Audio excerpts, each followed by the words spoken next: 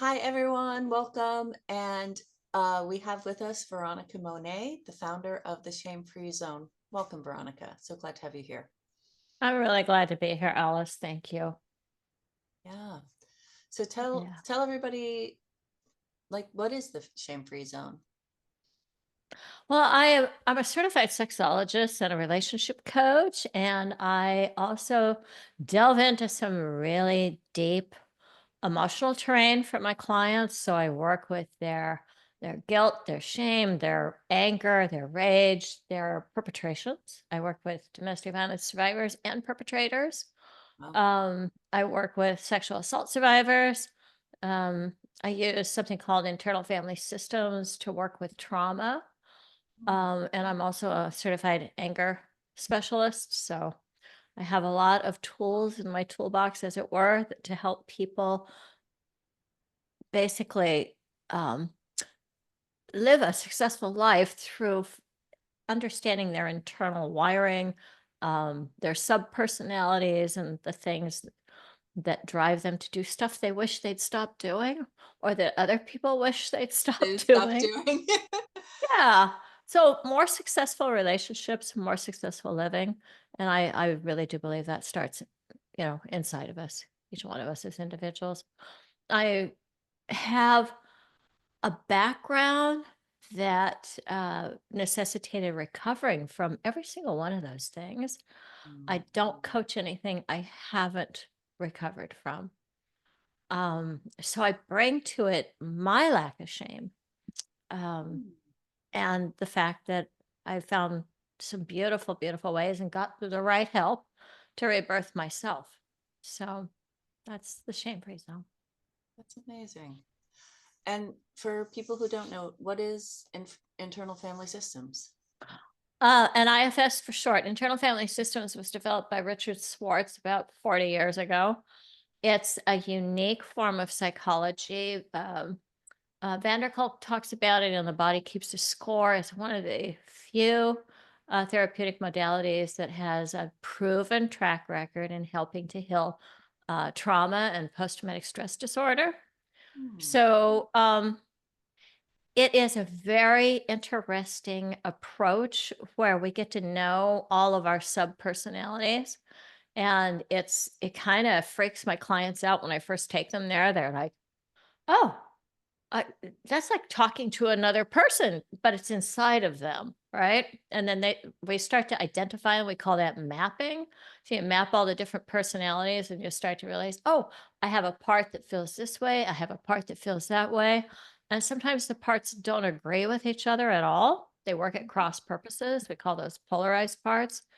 So we have like exiles, there's like our little young parts that got hurt when we were young, and we've got protectors that come in the form of managers and firefighters. Firefighters just rush in and a burning building and destroy everything in their effort to save you. Firefighters can take the form of things like perpetrations, suicide, even addiction, it, destructive behaviors, but it's meant to be helpful. And managers tend to be a little more constrained and contained and trying to figure out logically how we're going to do this. And oftentimes, polarized parts are firefighters and managers who don't agree on how to solve a particular problem. So I help Mm. my clients sort that out. Um, and the great thing about this is as we identify the different parts, they calm down and they allow us to manifest something called self. And self is, in my opinion, that ancient part of you that's been around forever that really has all the answers. And it has beautiful characteristics like curiosity and compassion and clarity and confidence and calm. And I really believe that we live in a world right now that could use those characteristics of self, where we are being more curious and compassionate towards each other and towards ourselves. Um, and I confess that bringing curiosity and compassion to this current political moment, I haven't done that yet, but it's only been 4 days. Honestly, I've just been rocking with the shock. Yeah. Yeah. So, Yeah. um, I mean, right, we've got this tool, internal family systems, where you get to know the inner parts of your personality who all have their own Yeah. way of being, right? And then Right. I also heard just a wide range of things that even that you've been applying this to, from sexuality to interpersonal violence to um, Yeah. you know, coping with uh, political upset. So um, Yeah. I'm not sure what the question is, but like how is it different? How is it the Oh, same, or across okay. different So topics? so for instance, let's just apply this to somebody who believes differently and votes differently. Mm, And right now, that's a big ask for a lot of us because we see a lot of potential harm from people's beliefs and political preferences. And so I feel like the impulse, at least in myself, is going to be to judge, mhm, um, and to feel guarded, defensive, hostile. And there's so much of that right now. There's so much of that. And in matter of fact, since the election, um, the comment sections on most social media feed right now are just so vile. mm, And some of it is coming from my side. I of course have the opinion, and that's going through my own biases. It's a little bit. We all of us are subject to confirmation bias, so we tend to see what we expect to see. So of course, I think my side is more sane and peace loving, um, and the other side is more hostile. It's interesting though, if I'm just taking a person at a time, like I have a friend um, who is a Trump supporter. I actually have several. I mm, go to 12-step meetings because I've been in recovery now for 39 years. And we have very diverse political opinions in those rooms. We just don't talk about them. We're there for one purpose, and that's to stay sober. So I, I love these people. And it's very possible that they voted in ways that will directly harm me and people that I love. And how do I live with that? I kind of live with it one person at a time.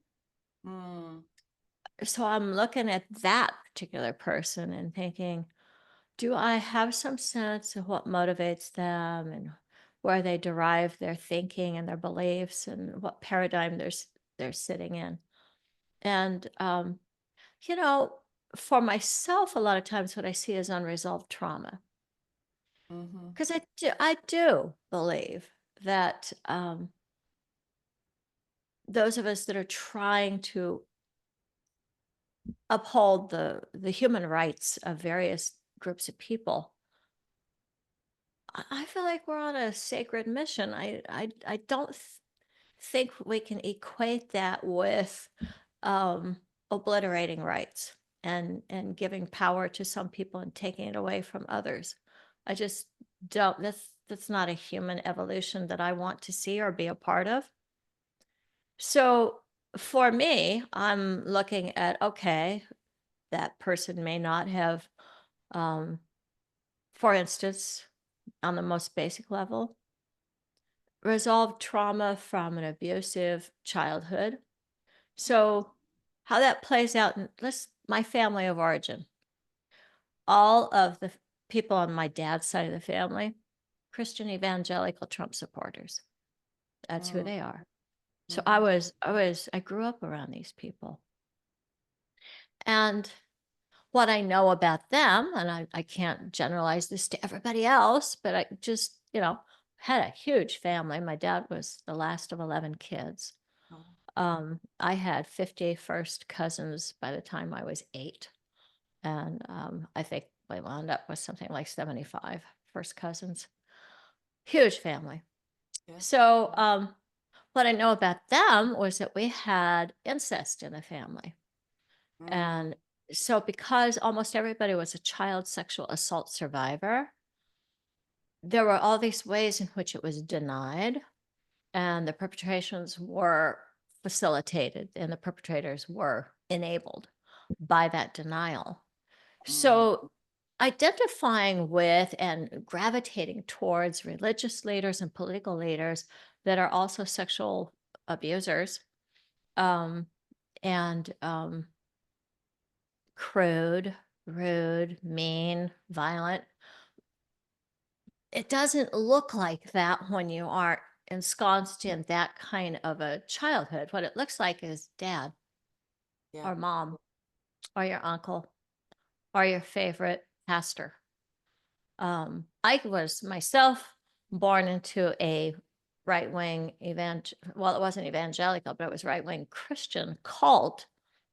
And it was different than the evangelicals because they prided themselves on not being emotional. But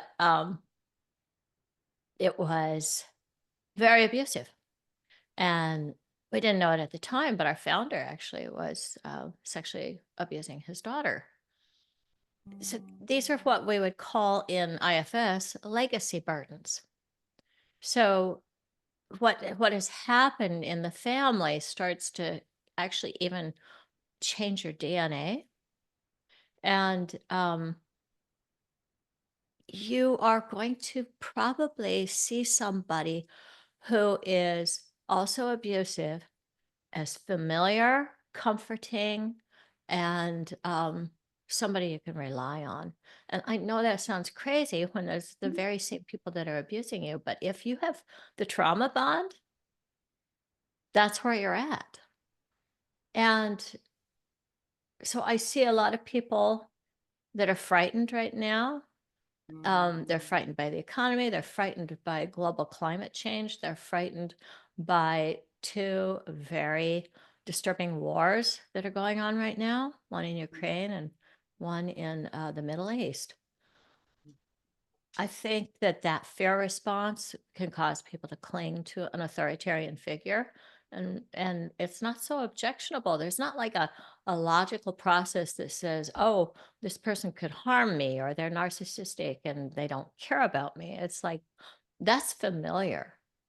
That is familiar, and we're scared. yeah. Yeah. And what are some of the ways that people react when they're scared? What are some things that happen when they're scared? Well, initially, what happens, of course, is that we all get pushed back into our amygdala, which is like the reptilian brain. Mm, Ideally, we want to be up here on the prefrontal cortex where we've got access to our intelligent, logical problem solving. But when we're afraid, we get pushed back into the reptilian brain, which is kind of back here at the base of the neck. And it has just four responses. It can fight. So that would be like if you corner a wild animal, it's going to fight. yep. Um, or flee, it'll run away. Or it might freeze. So, like, if you startle a herd of deer, just stand there because they don't dare move until they figure out how they're going to move. And fawning. And a lot of people don't know about the fawning. It's kind of a freeze response, but it looks very differently. If we're going to stick with the animals, I'd say like what a punished dog might roll over on its back and really try to cater to its human and say, you're the one that's in charge. I'm lower than you. So a fawning person is fighting for their life, really, but they may praise and glorify the person that they've got a trauma bond with. Mm, Those are responses that are inherent in all of us. Um, it kind of comes with the mammalian wiring. That's why I brought up animals, because animals do it too. But if you have childhood trauma, then your trauma response is going to be more extended. It's not as if we're pushed back in the amygdala, it's in the moment. Um, a child that is subjected to abuse for years and years is going to have really high ACE scores. That's adverse childhood experiences, poor health outcomes, and they're going to have complex post-traumatic stress disorder, which is a little different than PTSD. PTSD is what happens if you are in a war or you're raped or somebody robs you. It's it's a one-off. Complex, it happens over an extended period of time, and it actually kind of rewires your brain in some ways. Um, and that's debilitating, and it really takes a concerted effort over a long period of time to start to get past that. And I'm really fortunate now because I've been in recovery for 39 years and I've had therapy of all different kinds of modalities and support groups and 12-step groups and I'm really grateful for that. But I also really have a lot of respect for what a long difficult journey it can be, and it has a lot of stages to it. Mm, Um yeah, I don't know if I answered your mm. question, Alice. Did I? Yeah, I think so. I think so. I'm Yeah. I'm actually there. I'm supporting a family member right now who has a history of trauma and is going through a crisis, and I keep thinking, how does this apply? How does this apply? Um, Oh, good. yeah, yeah. And Okay. what are like I'm hearing there's a way in which this is technical, right? And you're a highly trained professional. And what can someone what are some small things people can do for themselves? The first thing you can do is just a very simple anger management technique. And it also can do very well if you are in a fearful place, whether you're fearful or angry. I think you stop and you breathe. A lot of us, when we are in a place of fear, the body kind of starts to redirect its resources in other directions. So we breathe kind of shallow and we're not necessarily focusing on our body. We're kind of out of our body, just running on automatic. So right now, uh, there's a lot of us that are frightened. I know initially I was absolutely terrified, and I've had some sleepless nights because of it, envisioning all kinds of catastrophes. So one of the things is to get back in the present moment, and you Mm, can do that by getting embodied again. Um, and breathing is your first course of action for that. And then you can also, there's some great apps out there that I love. One of them is called Slow Dive. The other one's called Calm. I have no affiliation with either, except that they're lifesavers for me. But okay. you could like do these little quick meditations or more extended ones that help you calm down your nervous system so you can actually access your thinking brain. So that's the first. The second thing is we look for the stories. We all have stories. So I have stories about all of a sudden this country is going to turn into Nazi Germany or Russia. Okay. So, and my stories are very well developed because I've watched a lot of movies and a lot of documentaries. Mhm. And it's horrific, it's horrible, but I have to remind myself, I have to kind of, like, check in with the part that's running the story and remind it, "Actually, I don't know what's gonna happen." So, that would help take me back to myself aspect, which is more curious. Say, Mhm. "Okay, if I'm in this moment, I'm in my body, and I'm staying curious and aware." That is not to say this is very different than being in denial or, saying, "Well, we don't know what's gonna happen, so everything's okay." It's not Yeah. at all what I'm suggesting. It's a okay, you are ready to act, you're ready to do something. Have your contingency plans, okay? And then let them go and Mm, live in each moment as bravely and consciously and presently as you can so that you're actually interacting with the people in your life and maybe the animals in your life. Um, you're here in this moment. That helps get you in the flow. And I do believe there's a universal flow that we can all tap into. And that can also bring you some insights and wisdom where you will just like intuitively know how to handle things that are getting thrown in your direction. And it's a better prescription for success. And when I say success, I'm just talking about navigating your particular set of circumstances in a way that's life-giving and uplifting. Mm. No, that's actually really wonderful, Yeah. because I'm hearing like just being present, even just for a few moments, Yeah. and noticing that you're catastrophizing is mental, at Yeah. least if it, unless, obviously, unless you're actually in a crisis situation, with which plenty of people are. But Right. but if you're not, and then it gives you the ability to enjoy what is working in life, and it also gives you the curiosity and attunement to actually see what is happening as it happens.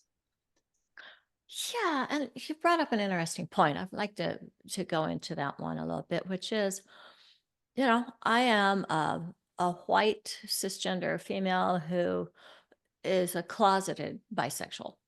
So, I mean, I've been out for years, and I was an activist and marched in the streets and wrote for a bisexual magazine. So I'm not really closeted, Well, but amazing. Well, I yeah, you pass. do. But you I pass. pass. Yeah, I yeah. pass very easily. So if I want to avoid persecution and being targeted, it's easier for me. I'm Mhm. still going to have misogyny coming towards me, and I'm that's one of the things that terrifies me. But I'm not going to experience racism, and I'm probably not going to experience homophobia because I happen to be in a long term relationship with somebody of the opposite gender. I have been targeted, as a queer in the past, Mhm. but it's probably not going to happen now. So I am speaking from a place of privilege in that context. And my heart breaks when I think about friends and associates who aren't in that category. And I noticed I was hugging my landscaper because he's a resident, a legal resident, but he doesn't have his citizenship yet. And I was just like, and I never do that. I don't usually hug him, but I was just like, oh hi, because I'm aware of his fragility at this point. So I have been fragile in other areas in the past, as a sexual assault survivor and a domestic violence survivor. And I do think that in those circumstances as well, not going into a trigger place is really important. So I'm thinking about the last time I got raped. I was actually in recovery, and this guy was a violent serial rapist. How I was able to show up for that in a way that preserved my safety and my well being was that I didn't go into some of the places that I went the first two times I got raped. Um, I've the first two times I was taking on some kind of, oh, it must be my fault thing, which is what child sexual assault survivors tend to get programmed to think. Mhm. And there was a lot of learned helplessness where I couldn't get out of the fawning part because that's what you do when you're getting abused by somebody that you love and is in charge of your life as a child. You fawn. Sure. And so in the recovery that I went around, I'm not fawning unless I choose to. And that was very different than it being just a trauma response that I had no control over. I realized that fawning to this person might be a lifesaver for me. But Mhm. as soon as I was able to procure my freedom again, I immediately knew how to take care of myself. And I was aware and watching the whole thing and reading the room. So I think even when you're in a really, really dangerous situation, being able to stay online and Mhm. access your prefrontal cortex is crucial. So for that reason, I think some of the things that I'm sharing would apply even in an emergency situation because they certainly have been helpful to me. Mm. Thank you. Thank Yeah. you, Yeah. Yeah. Veronica. Um, we're getting close to the end, so I'm asking people two questions. Wow. I know. Okay. All right. All right. Well, I brought, we should definitely put probably a little trigger warning on this interview Mhm, because I've had, almost 4 decades to work with these really difficult topics, and it's what I do for a living. mhm. Um, so to me, it's just natural and normal to talk about this stuff, but it can really be painful and potentially dangerous for some people if they don't know what they're getting into. So please Sure, be sure, sure. sure we put a little Give something that people a says choice. Okay. this episode talks about sexual assault. Thank Yeah. you. Sorry, did I Well, you throw know you? what? I'm gonna no, no, I'm just trying to be responsible because I was gonna go to something a lot lighter. So and we'll Well, you reverse could take I we'll, am we'll very reverse nimble. I'm very nimble. See, I have actually worked with my trauma. I'm not traumatized by talking about this. So we could switch gears right away. let's we'll flip the usual order of my last two questions. So Okay. tell us about the free gift you're offering. Oh wow, that is a rough. Okay. All right. But actually not. Here, I'm gonna bridge the gap on that. My free gift comes out of hard experience. And so as a domestic violence survivor, there are things in here that I learned recovering from that.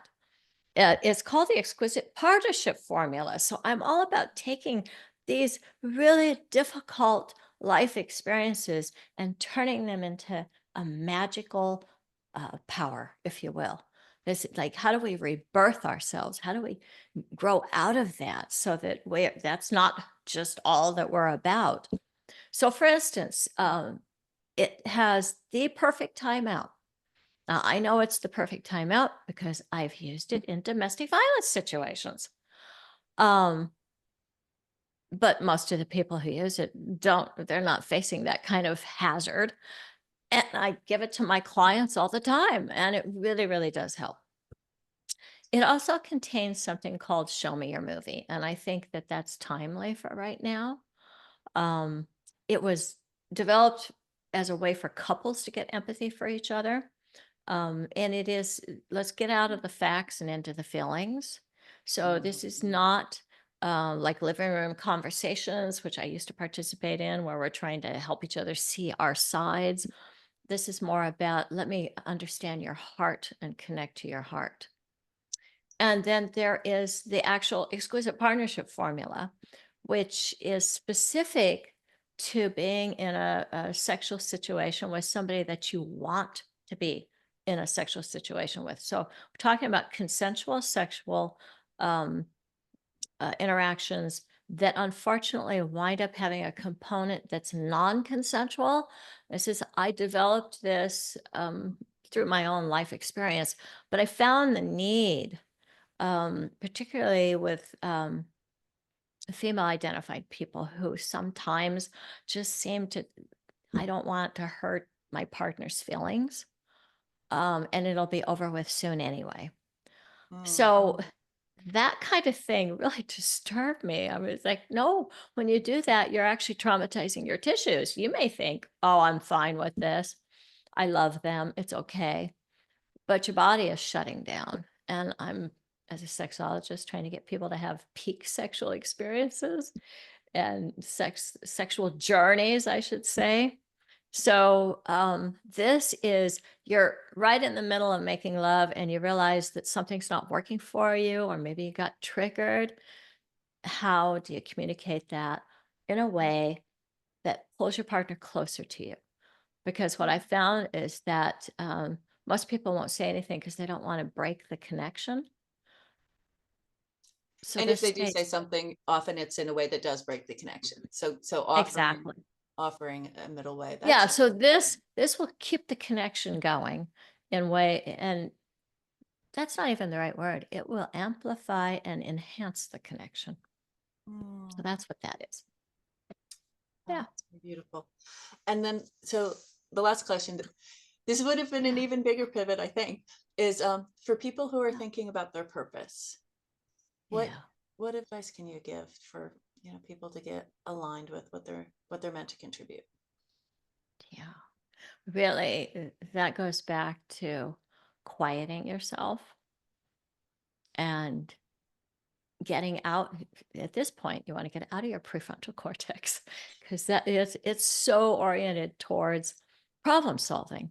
And Mm, if you're thinking, okay, well, I could do this or I could do that or I could do this or that, you're accessing a part of your brain that's not necessarily going to give you that information.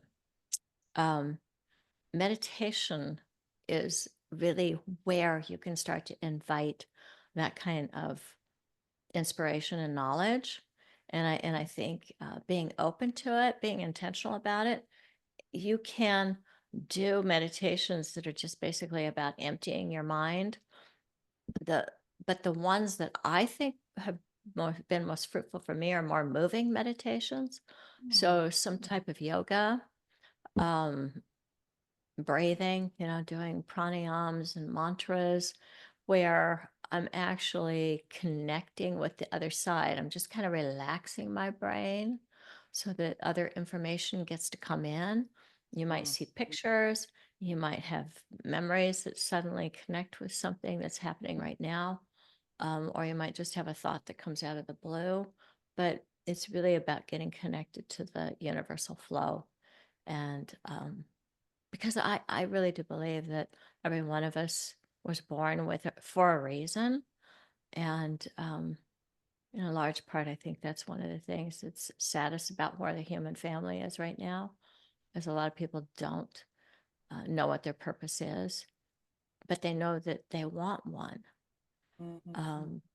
So I think instead of trying to pick that, like when you're a little kid and you're going, when I grow up, I'm going to be this, it's more about getting soulfully and energetically connected to yourself and something greater. If you believe in a higher power, that's great. Or maybe just go out and walk in the forest. It's a proven fact that if we walk with trees, they reorient our energy patterns. And I think it'll come to you. Yeah, very clear. Yeah. It Yeah. makes space inside for the messages, get connected to something bigger, and, Yeah. allow the communication. Yeah. Definitely. Yeah. Mm. Prayer's good too. Yeah. I don't have any relationship to prayer. And lots of people do. I pray all day. Mm, Kind of how I've lived. Yeah. mm. But I'm not down on my knees. I don't do that. I'm a I'm a walking, driving, in the car, shower kinda praying person. Yeah. Well, Veronica, we could definitely talk a lot longer, and I think we've gotten to around 30 minutes, and it's so wonderful to have spent this time with Oh, you. And that's I'm really glad we got to do this too. Timely, boy, you didn't waste any time jumping on this. it's been in the works for a long time, and Okay, there was a need okay. now, and there was a need Well, now. speaking of somebody who knew their purpose and was all ready for perfect timing, congratulations, you did it. Thank you, Veronica. Yeah. Thank you. All right, Yeah. I'll stop recording.